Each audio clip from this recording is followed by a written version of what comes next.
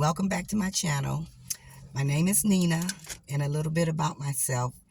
I'm 63 years old. I have two adult sons.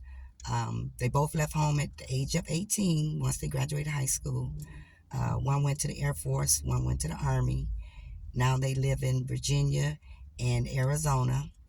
I'm still here in Michigan because of my job.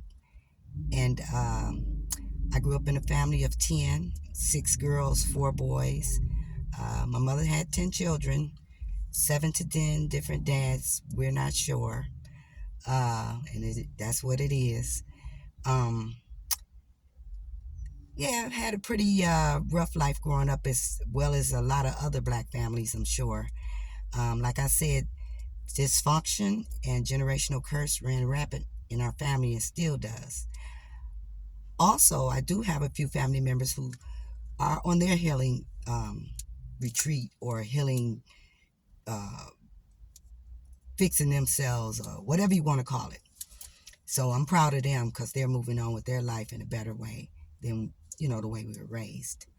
So, like I said, I have 63 years worth of stories, and it won't be in no specific order. But I do want to start with how I met my ex-husband.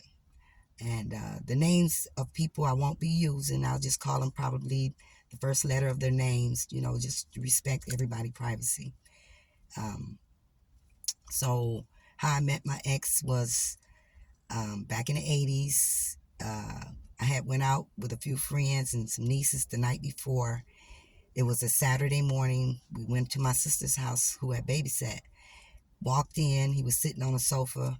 I walked by, went in the kitchen, called my sister. I was like, who the hell is that? And she was like, oh, that's Jay's cousin. He's here on leave from the Navy. I was like, dang. So a few minutes go by, one of my nieces come in and was like, Auntie, Jay's cousin want to know if you would drop him off to his mother's because we not leaving yet and he need a ride. I was like, do you have any money? So she went in there and told him. He said, yeah, he'll give me money for gas or whatever. So me not knowing him, I had my girlfriend who was with me. I said, ride with me to drop him off. He's a man, I'm a woman. We don't know each other. Forget all that. So we went, dropped him off, and as we was driving to take him to where he was going, we started talking, and he said he had about, I think, 2 weeks left up here visiting. And he hadn't really did anything but went to the movies. So me and my girlfriend was like, we'll take you out. He was like, okay, all right. Gave me his phone number, dropped him off, uh, left. Few days went by. I was just doing what I do. One of my nieces called me and was like, Jay's cousin said you ain't never called him. He want to know if you, still want to take him out. I was like, yeah, tell him, can he, do we want to go tonight? So we end up going and picking him up. Took him to Francaile's Lounge over off of Warren and Connors. Yeah, Warren and Connors. He didn't dance. He didn't drink. He sat there, bought our drinks. Me and my girlfriend, we just danced. I danced with other guys, partied all around him, had a ball.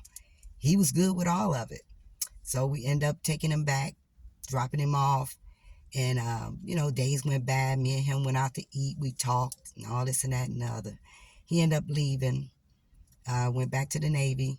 So I'm just living my life, which consists of Sunday through Monday, going to the mall, going to the hair shop to get my hair done if needed, going out to the club to 2 a.m. Club closed. We would go to an after hour joint. Mostly we went to the Red Door. That's what it was called. My girlfriend Kay was the bartender there. So, we had fun.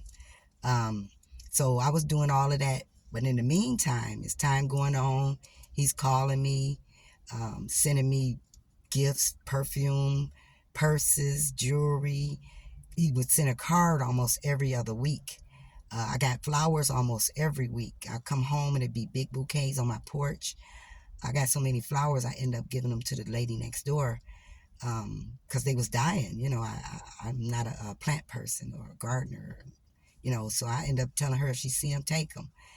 And so he was sending the cards, and then eventually I was getting cards with proposals of marriage on them. I mean, One car came, it had a picture of the lady's hand and the man's hand, with the man placing the ring on the lady's finger. And all the cars he saw, they were sprayed with some kind of really good smelling cologne. So he was, going at me hard. And I didn't like him like that. I was on the wild, doing my thing, in the 80s. I'm in my 20s, just chilling. And so eventually I was talking to a few friends, telling them about him. The girl who would always go out with me, that worked at the After Hour Joint K. Um, her mother had married someone who was in the military, and they were talking to me, telling me the benefits and what you can do. He making money, he's got a career, this, that, and the other. He not even from here. Mind y'all, he wasn't from Detroit, he was from Miami. He was here visiting, his mother. So, and, maybe his attitude was different from the Detroit guys and all this and that and the other. So I was really talked into marrying him. And I did. I liked him, but I didn't have the butterflies in my stomach and love and all that stuff. So he had about 3 or 4 months to go before he was be released from the Navy, and asked me to marry him. He asked my dad, talked to my dad twice. He got his blessing. He came, flew here. Just me and him. We went up to Lansing, got married by Justice of the Peace right in the hallway. He tipped the man $10. Drove back to my house, had a couple of days together. He left, went back to the Navy in San Diego. End up discussing it. Once he got out, he had a job at Kaiser Hospital supervising security there. So, we talked about it. I ended up having big old yard sale, sold a bunch of my stuff. The house I had, my dad moved in. Me and my son, we caught the Amtrak train from Detroit to Lomita, to California, but he was living in Lomita. And that's where our life started. So I just wanted to give y'all a little bit on that. I got to go right now, but I'll be back to give you another part of how I met my ex, and, different things to possibly help somebody to not take the steps that I took in their lives, if I can help. And if it's something that you want to ask me, just put it in the comments. Know that I'll be going live, interviewing a lot of different family members and friends, so you can get a better insight on who I am, how I grew up, and what I'm trying to do here. I thank y'all for joining me for this brief moment. This is new to me, so bear with me and share me out. Subscribe so you won't miss when I do go live. I appreciate you guys, and I'll talk to you guys on the next run.